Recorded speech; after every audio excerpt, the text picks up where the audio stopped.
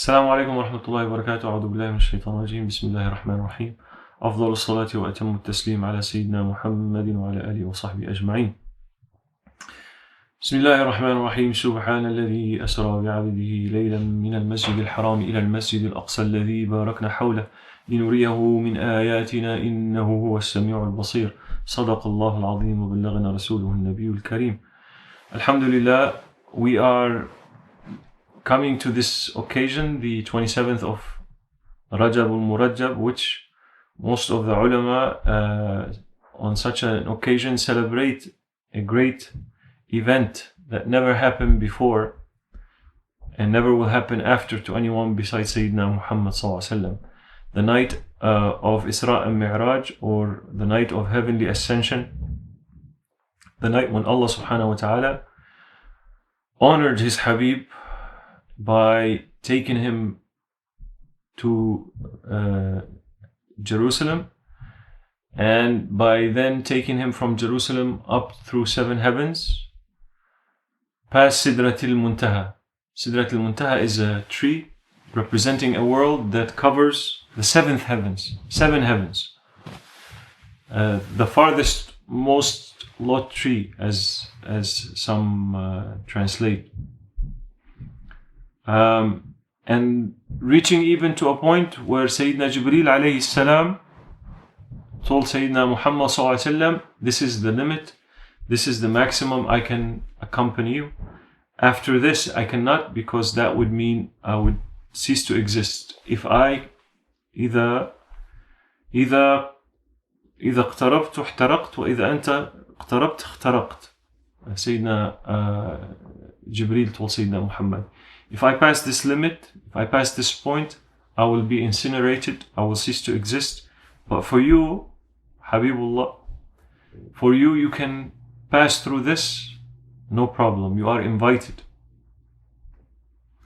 So, just this story of Mi'raj and this hadith about Sayyidina Jibreel saying this is the maximum of my limit shows you that Sayyidina Muhammad sallallahu alaihi wasallam, he is honored more than anything else, more than angels, more than human being, more than jinn.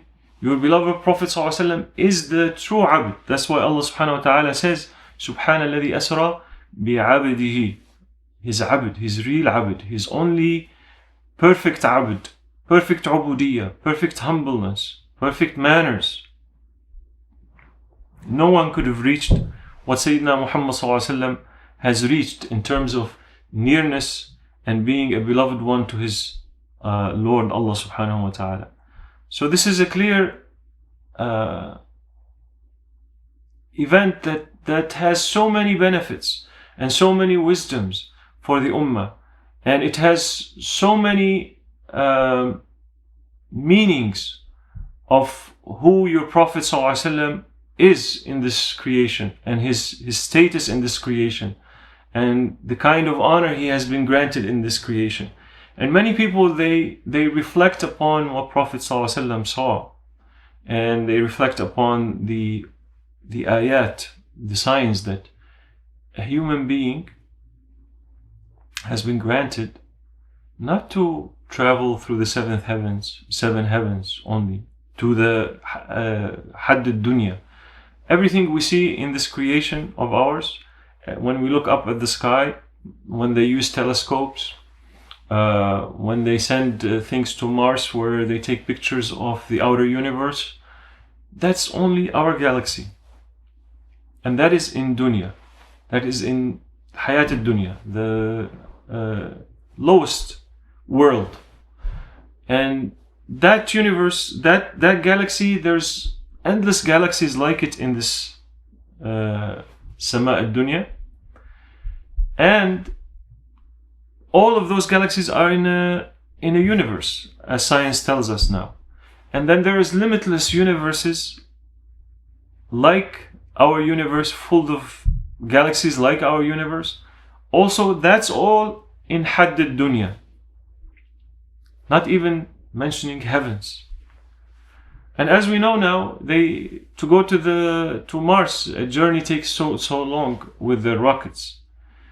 And when they go on such a journey, they are so happy. They got some photos and they take some samples from the soil, and they are so happy with their findings that, oh, Allahu Akbar, you don't say Allahu Akbar, we say Allahu Akbar for everything, alhamdulillah. But they say, oh, mashallah, they're talking about it in the news.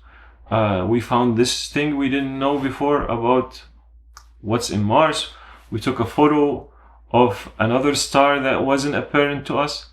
All of this is in the Sama al-Dunya, is the lowest heaven. The lowest heaven. So your Nabi Sallallahu Alaihi Wasallam, Sayyidina Muhammad Sallallahu Alaihi Wasallam,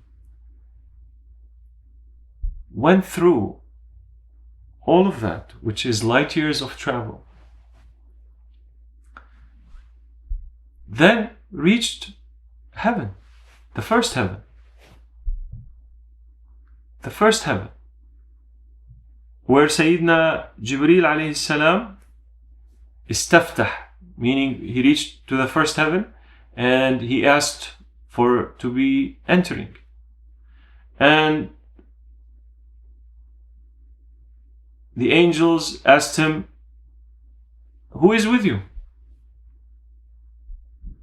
And he said, Muhammad sallallahu alayhi wa sallam. He has ursila ilay, aw qad ursila ilay. Has Allah subhanahu wa ta'ala, is this the occasion? Is this the exceptional happening that never happened before, that is happening now? Is this the time where Sayyidina Muhammad sallallahu alayhi wa sallam comes and makes such an amazing journey and visit? And Jibreel alayhi salam says yes. And he is welcomed. And he meets the prophets and he meets the angels and they show him what's in heaven. And in that heaven, the travel between that heaven, if you travel inside the heaven to the second heaven, it is said in ahadith and sunnah that it's 500 years. When you reach that second heaven, another 500 years to the third heaven of travel. And between one heaven and one heaven, 500 years.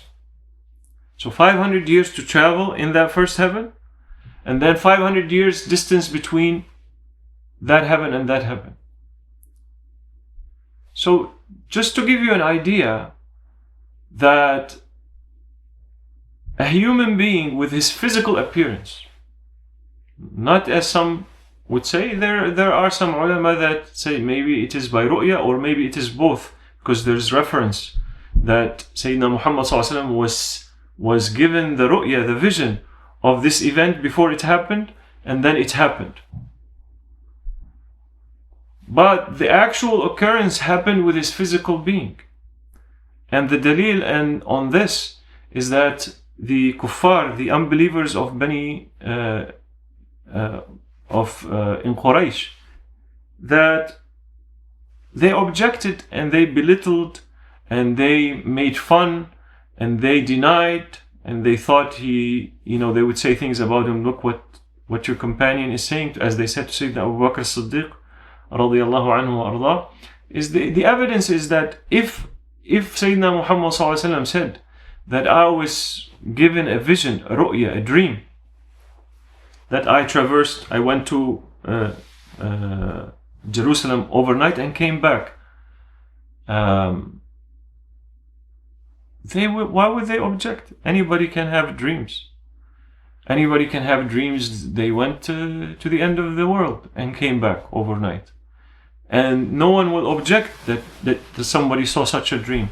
But the fact that they objected is that because he was telling them that I actually was taken physically to Jerusalem overnight and was taken physically on Mi'raj.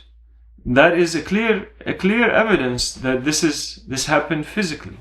So your Nabi sallallahu alaihi wasallam was granted to traverse all these heavens past the known universe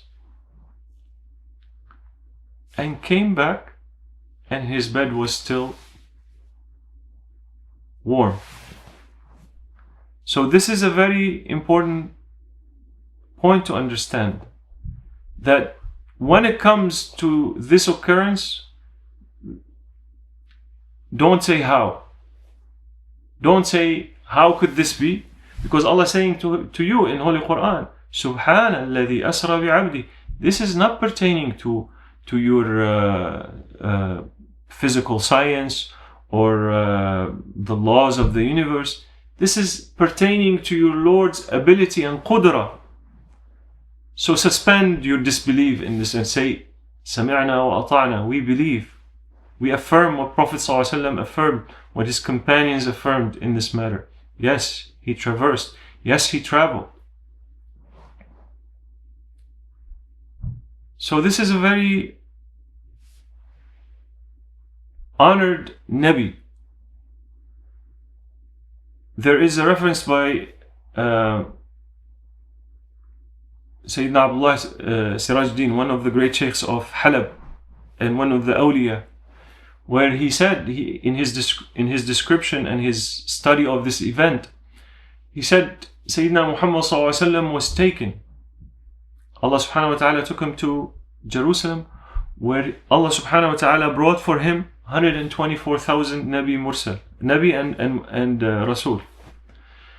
124,000 Nabi in their ruhaniyah, in their spirituality, were waiting for him in Beytul Maqdis.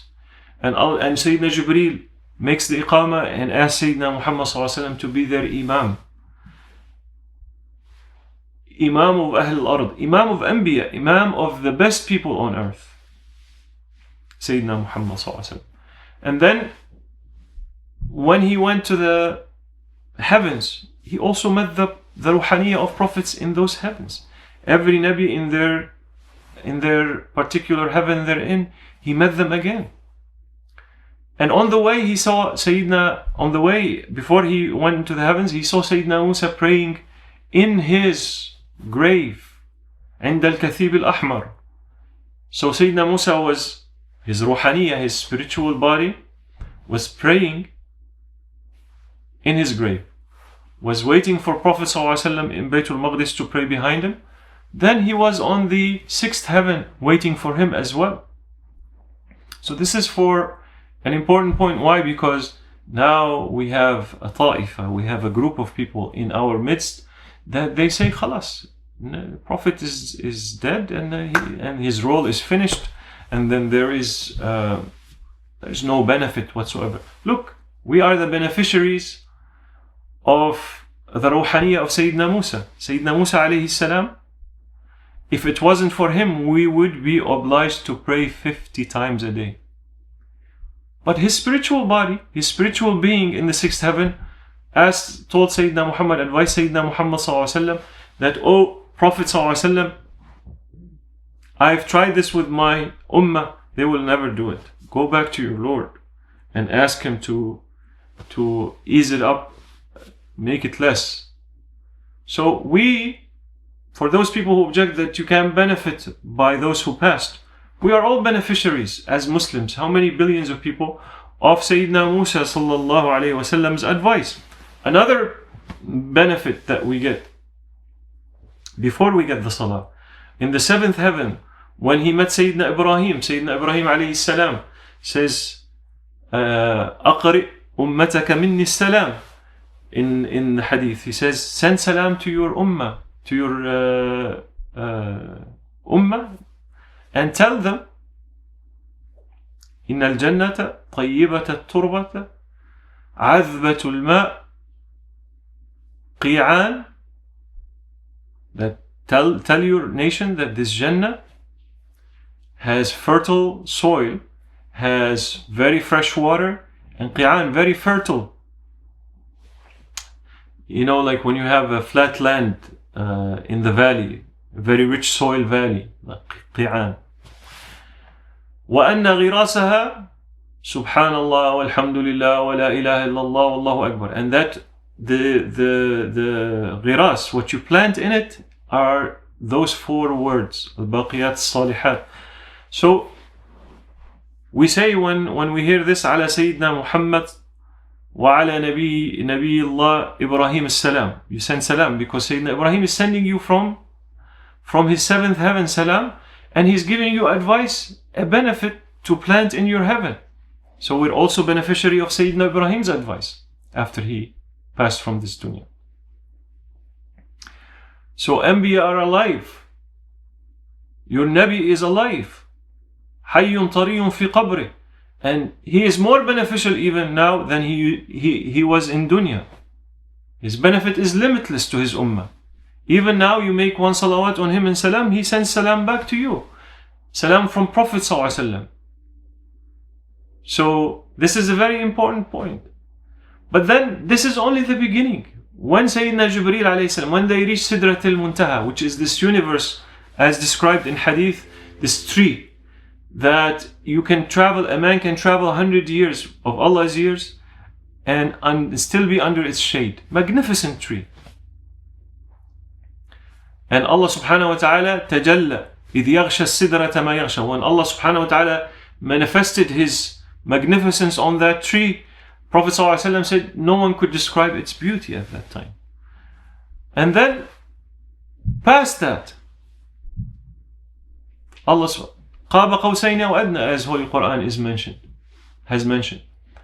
So many signs in Isra and Miraj to show you the qadr of your Nabi and to show you how honored we are and how blessed we are and how favored we are to have such a Nabi, that we receive all these gifts.